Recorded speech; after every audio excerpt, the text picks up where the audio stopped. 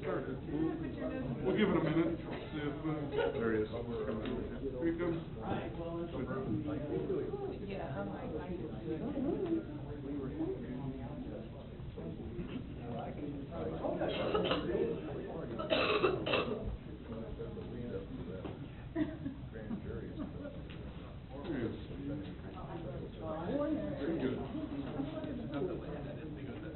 Okay, it's 6 o'clock. We've got everybody here. We're gonna go ahead and get started with the city council work session. One item on the agenda, which is, restriction on storage of hauling trailers and recreational vehicles on residential lots. And I believe we've got Michelle here from Community Development to present. So, Michelle, good evening. Good evening. I'm Michelle Leininger. I'm the principal planner, and I am going to go through a brief presentation about where we've been and where we're going as far as the trailer and RV storage on residential lots. If you remember, there was a work session on October 6th regarding this item. Direction was given to staff to draft some language regarding keeping one trailer in the front yard and a second trailer either on the side or in the rear yard. Just a reminder of what the purpose of the regulations, the zoning regulations are, to maintain the residential character of residential areas, protect quality of life and property values, and prevent visual clutter. And regulations and proper enforcement may prevent hazards due to site obstructions, such as large RVs. Provided some draft language based on direction, and I'll just briefly go through that language. Still a work in progress. We have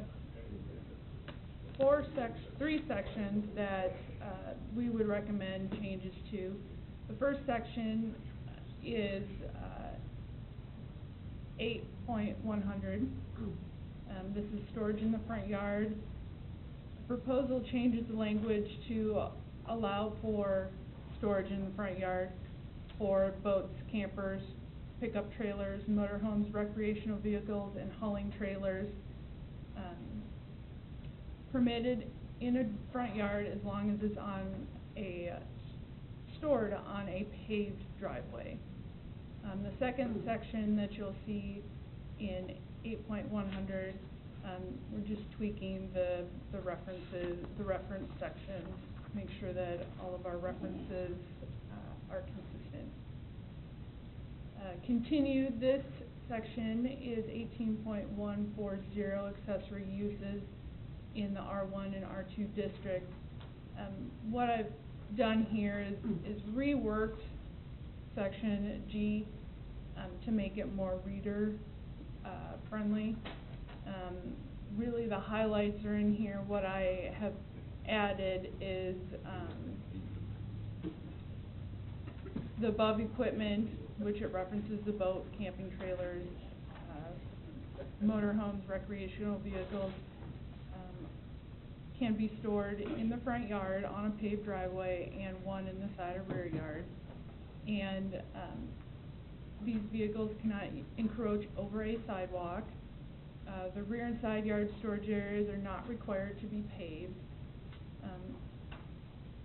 And then it gives exceptions that can be granted by the Business and Economic Development Director, your designee, with plans indicating screening to be installed in setbacks used.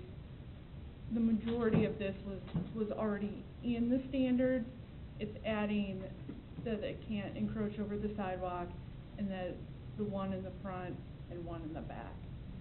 We would also then propose H to be removed, which talks about the temporary parking in the front yard for up to 48 hours and 30 days. Go through a few pictures. Some you've already seen before, some of them are new. This is obviously a, trailer. The way this trailer is parked, it would meet the proposed language. Here is another trailer. The trailer technically meets the proposed language, but as you can see, it is attached to a truck, which crosses over the sidewalk. So the trailer would meet the language. Again, this trailer meets the language. Here's another trailer that meets the language. It's stored on the side yard. There is a concern that the trailer, though it is in the side yard and that would meet the code, there could be an issue that the trailer may be too wide, may encroach over property lines. Just something that could be kept in mind with parking in the side yard. Here is a travel trailer that does not meet the standards. It hangs over the sidewalk. Here is another one. While it is parked in the side yard, it is overhanging into the front yard. So that one, it's kind of both. It meets the front yard and the rear yard. Here's another large travel motorhome. This one does carry over onto the sidewalk. Here is a boat parked in a rear yard. The only reason you would notice it in this situation is because the rear yard fronts a street in addition to the house fronting a cul-de-sac. Boat that meets the proposed standards, and then here is another boat that meets the proposed standards. This time, that is all I have for you. If you have any questions, I would be happy to address them. I guess I don't have questions per se of this. But I think the reason that we're back to this spot is because after we had the work session discussion a couple of weeks ago, a couple of us had received comments and questions. I think, Steve, you said you received an overwhelming amount. I didn't. For me, it was kind of balanced. And as I explored some of those, the people that were opposed to making any changes, the real concern was around large recreational vehicles, so campers and boats specifically. As a matter of fact, some people gave me some specific examples. And when I asked about work trailers, whether they were enclosed or flatbed trailers, I think most people agreed that, okay, those aren't that big of a deal. They move most of the time in and out, and they're not as large as an RV or a large boat. So I guess my question is,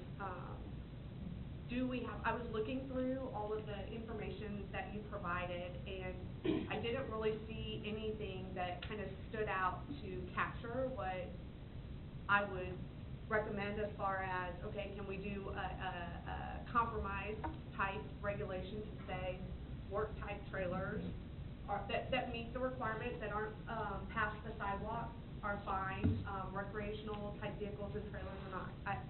I mean, that's kind of the feedback that I've received.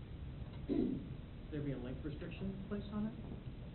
So, I mean, typically, you know, a recreational vehicle is going to be a vehicle of a length of greater than 25 feet. So, you know, that would keep that large RV from Where's being that parked. defined at, where you would see that 25 feet?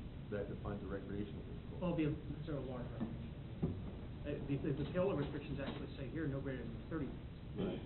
But typically, your large RVs with more than 2 axles are 25 feet or longer. So, and that's with an engine, so it's got a front engine on it. Would be considered a Class C vehicle, I think it's. You need to speak up a little bit. Yeah. Yeah, I'm sorry, I'm not used to this microphone here. Well, it's the same time that you had. Well, I mean, but I was closer at the other spot. I was closer at the other spot. Is that a little better? No, like a Class C vehicle, would be considered a larger RV, 25 feet or longer. Would there be a possibility that we could take and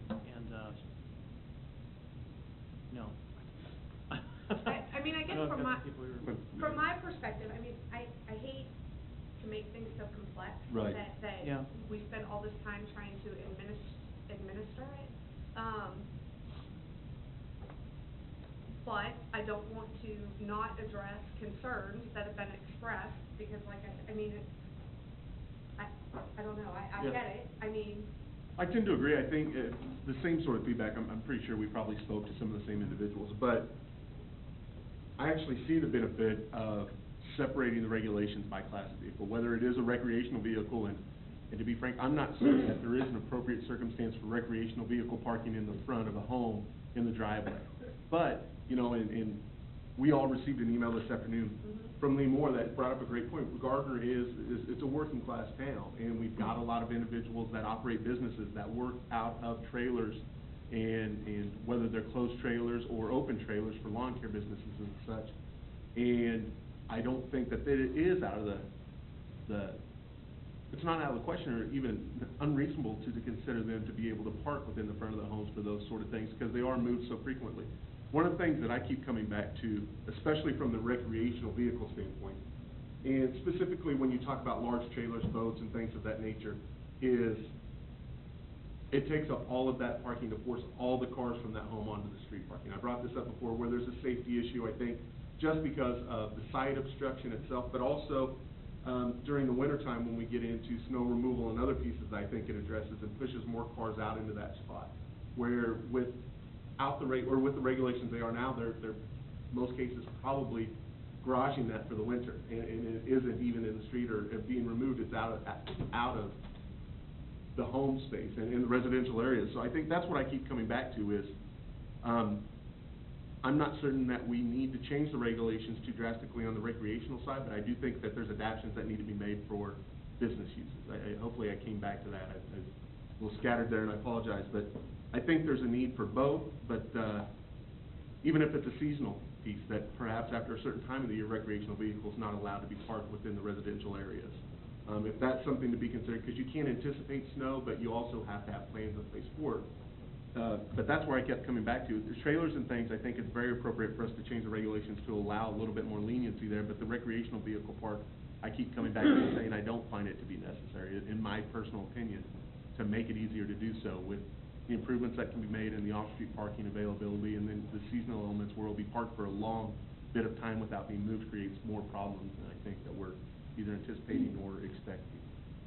Is this, when you're saying recreational vehicle, I realize what we're talking about is motorhome usually, And but boats, jet skis. Fifth wheel, large fifth wheel campers as well. Yeah. Pull-up trailers, really anything, and I have to pull up what would clearly define them. We might have to find some statutes that help with that, but certainly there's somewhere in place, and Ryan, you might have to help to where we can clearly distinguish between a recreational vehicle and a trailer that's used for business purposes, and also, you know, proper licensing and things like that will help with that as well, because they have to be tagged, so they'd have to be tagged as a recreational vehicle or as a vehicle that's used for business purposes, so we might just have to adapt that language with them. We can definitely draft around that. That Right. shouldn't be a problem. so even with the work trailers though, I mean, are we still all in agreement that they shouldn't block the side, I mean, that. Yes. So allow commercial type work trailers, but not blocking the sidewalk, and that's the only guideline that we would put in place as a result of that particular scenario. I think the regulation, I mean, one of the examples brought up a great point, though, that when it is connected to a vehicle, that the obstruction carries over to the vehicle that's connected. I don't know how you write that, but the trailer's short and it doesn't block the sidewalk block, but when it's hooked up to the truck and takes 2 days for that truck to move, then that sidewalk's been obstructed for two days. But the only thing that I will say, I mean, how do you differentiate between something like that versus, I mean, people that have 4 vehicles and park 4 vehicles in their driveway and block the sidewalk? I mean, Right. that's where it's just 50/50, because we don't have anything around that. Mhm. I honestly am good with RVs, boats, trailers, everything on the driveway, as long as it doesn't, encroach the sidewalk. Up until our work session, that's the feedback I had, is that's what everybody wanted, and then after our work session, I was about 50/50, but since that, we said we were gonna have another meeting, I've got overwhelming response to have it more lenient, so I'm for how it's drafted. And I'm kinda the same way on the recreational vehicles, I don't have a problem with that, but I do, when I see the pictures, I do see, some of them are very large, and I'm kinda back to Steve's point on maybe limiting the size, because some of those, when you see the pictures, I mean, those are definitely very obstructive, you know, some of those RVs, and even that boat that was in the picture. I don't know if it's possible to limit the size, but I don't have a problem with recreational vehicles and the work vehicles as well. I think the biggest issue that I heard from the feedback I got was visual obstruction. Yeah. So, and particularly for individuals who had houses close in, they were trying to back out of their driveways, and they could not see down the street in order to be able to back out onto the street. And they had a couple of occasions where they were almost hit by a vehicle. Now, those vehicles were speeding, which they shouldn't have been doing anyway. Right. But the fact they had their vision obstructed to the road is what caused the problem. They didn't see the problem necessarily with the vehicle in the driveway, they just couldn't see around the vehicle in the driveway. And so that posed a hazard for those individuals. That's the feedback I got. So, and I can see that side of things, especially with the houses that are close together, and you have those large vehicles parked in those driveways. The only other thing that I will bring up, two of the people that brought this up, after the work session as opposed to any changes, do live in HOAs where it should be enforced via the HOA, and it is not, so. A lot of those HOAs were never really formed either, so. Right, no, I don't disagree, but I'm just saying that. It seems to me, correct me if I'm wrong, it looks like Steve and Heath and Christie are for, the work trailers, but not necessarily the recreational vehicles, or recreational vehicles with a size limitation. And then Tori and Todd are for the language is written. I was with some restrictions on size Okay. for the recreational vehicles. Okay, so if we wanna drill down on that more, I mean, can we live with recreational vehicles as long as there's a size, component, or do we wanna eliminate recreational vehicles? I would be good as long as there's a size, I would go with that. In essence, we already have a size restriction if we enforce a sidewalk space. I mean, that's going to be a moving target, I suspect, because some sidewalks will be longer than others, but that might be just the nature of the beast of property ownership. Some are different than others, but I suppose if you want to make it a universal rule, you could make it 25 feet, but how many of us have 25 feet of sidewalk, or vice versa? That I'm not sure. Yeah. Well, you could say under 30 feet, provided that that does not obstruct the sidewalk. Right. You have both Could draft it that covered. way, yep. Well, if it's not blocking the sidewalk, gosh, I slow down as I get to the sidewalk and do it a second check anyway. If you're not looking both ways before you back into the street, you're driving, backwards at your own peril. So, would a majority or, would all of the council members vote for language that allowed for, recreational vehicles as long as they don't cross the sidewalk? Which is back to where we were. Yeah. That's the That's original exactly- language. The original language. Is that, Christie, can you live with that? Because I think that this is your sticking point, maybe No, more I so can than the live with other. it, I guess, my only concern is, I think that some of these, the complaints that I've had with the pictures is more about height than it is length. And if we saw that one big boat sitting in the driveway, I mean, it meets the stipulations, but, 20-foot. yeah, exactly. I really So- come back to where I think it I- should be a separate regulation that doesn't allow RV parking in the front, but, work and trailers, I really think that's more appropriate, but. I'm Well, just one. RV parking is more permanent anyway. I mean, you don't take your RV cruising, every week. Now, some people do, but most people usually hold their RVs, they store them on their lot because, one, they might have space, and two, because they don't want to pay, a Olathe RV to store it over there. Well, writing the language isn't going to be a problem, separating them won't be a problem. No.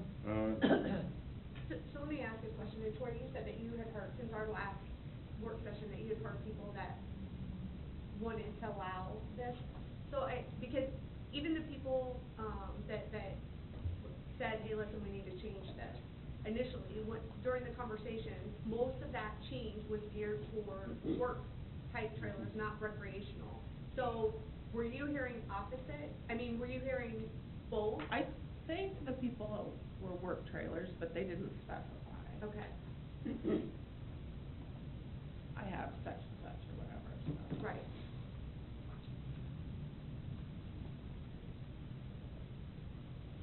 So we can put work trailers aside. Everybody's okay with work trailers parked in the driveway as long as it's not obstructing the sidewalk. So then it's just a matter of recreational vehicles in the driveway, on the side or back of the house, or size restrictions. I do tend to agree with what Christie said on height. I mean, that, when I see these pictures, the height is really what's kind of overwhelming. Even if it meets within the sidewalk, you know, that's, I don't know if we're gonna restrict height as well, but that's kind of what stuck out to me. You know, one of the other things that I realize, I've got people that live on my street that have RVs, and when they're parking them in the driveway, even when it's just for, loading or unloading, and they're on the corner lot, I mean, we've got a real visibility problem there. And that's something to consider. I mean, maybe the discussion ought to be, should the RVs be on the side or in the back? Which isn't really a change from current language. Not current proposed language, but Yeah. current language. Well, I think that the current language, as it currently is written, gives that loading, unloading provision of 48 hours Right. to the homeowner. And you can't But- not allow people to. Right. Oh, certainly, Other vehicles, so. certainly, absolutely. What I'm saying is that we were gonna strike that language because we were just gonna let those vehicles stay parked in front of the house. So they wouldn't have to have that language. Well, I guess what I'm trying to get at is, we got the work trailers settled. Mm-hmm. Would we be comfortable, as a governing body, moving the recreational vehicles, boats, and whatnot to the sides and backyards? So That's- basically leaving it as the existing policy is today, except pulling out work trailers. Yeah. I'm comfortable with that. I mean, that, yeah, I was. And that's, I have not received a lot of feedback, at this point, but See, So this is where I would look for a size limitation, and not necessarily ban all RVs, period, because there are some smaller RVs that don't have a visual issue that I don't have a problem with. You know, some of the pickup mounted RVs. pop-up camper. Pop-up campers, exactly, and those aren't necessarily obstructive. But if we So- do it based on tagging, are those, I mean, I don't think those are typically, if I have a pop-up camper in the back of my truck, those aren't tagged as recreational necessarily. I'm pretty sure they're not. I think you need to take on your car. Kevin, no? What's that? Are they, Our pop-up, campers, are they tagged as recreational vehicles? If they're, I don't believe. Or they are. trailers? yeah, if they're,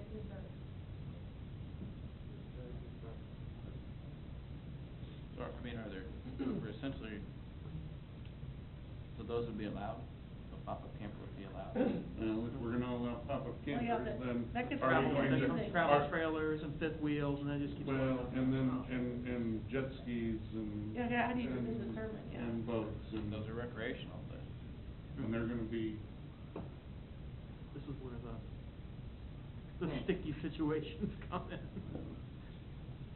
You know, What separates, if anyone knows, class A, B, C recreational vehicle? I mean, is it just size, is it? well, it's whether they're motorized or not motorized, it's whether or not the fifth wheel, which requires a large axle, instead of a ball, hitch. You have a larger, hitch that fits in your, the back of the truck. Is there a way we could do, I know I said not encroach the sidewalk, but maybe we could say even 5 feet from the sidewalk and, or also give a, and also give a height restriction. Can't be 5 feet past the side to the sidewalk and so many feet tall, and if it fits in that realm, you can have it. You know, Whether it's an RV or a boat or a pop-up camper or a Sea-Doo. This is where we and start that's, parsing. well, see, and that's the thing.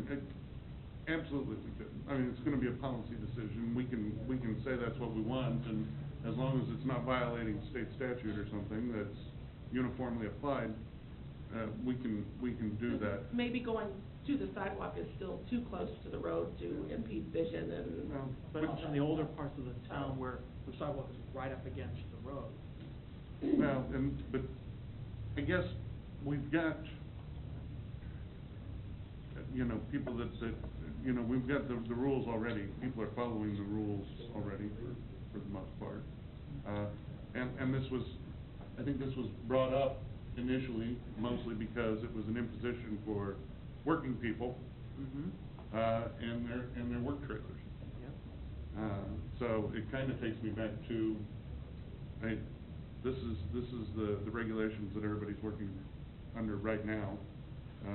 If we change it for the work trailers, it's not, seeing as how this is the way it's supposed to be observed currently, it's not, we're not imposing anything on these folks that they're not having imposed on themselves, on them already. So we just remove the work trailers from the current ordinance, we treat them differently because of the nature of that Yeah. vehicle, and leave the rest of the ordinance the way it is. That's, Which would mean all recreational have to be on the side of the house. or Side or side or the Or back. rear. Yeah.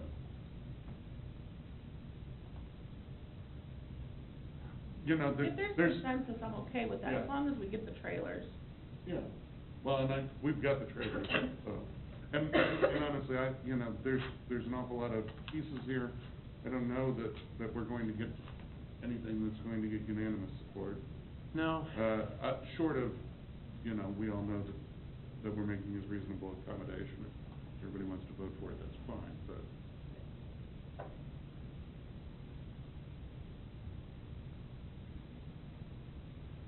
You know, if you look at, I don't know if this matters, I don't wanna add, but if you look under the Overland Park, register, or the policy on this, if you look, I don't know, it's the last page where you go to the city of Shawnee, it gives you kind of all the class, Yep. the pictures of them. Oh, yes, you're right.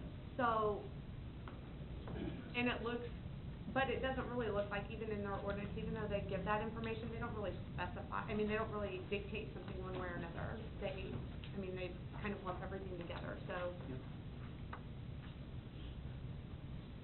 Yeah, and some of the problems, it looks like they're working in descending order on this.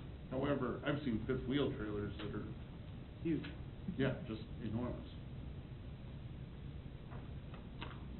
Every bit as big as a travel trailer, as big as a lot of mobile motorhomes.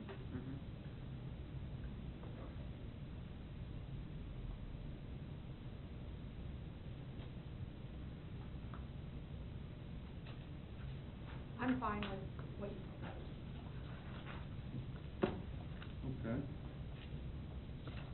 Anybody else wanna propose something different? I think that we can exempt the work trailers and then reevaluate at some point in the future. Okay. I don't see any reason why we couldn't do that. Yeah, well, it's, I mean, the Yeah, important but- one is the work trailers, yeah, so. I would agree with that. Currently, they have to park on the side Yeah. with their recreational vehicles. Yeah. So Michelle and Cheryl, you feel like you've got the guidance that you need to craft this? Okay. Well, it looks like we're gonna get to take a little half-hour break.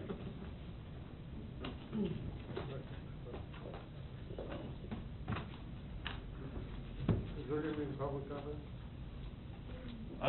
Not during work session. There's public comments right at the beginning of the upcoming council meeting. So if you've got comments about what we just discussed during the work session, please come right forward and speak to it.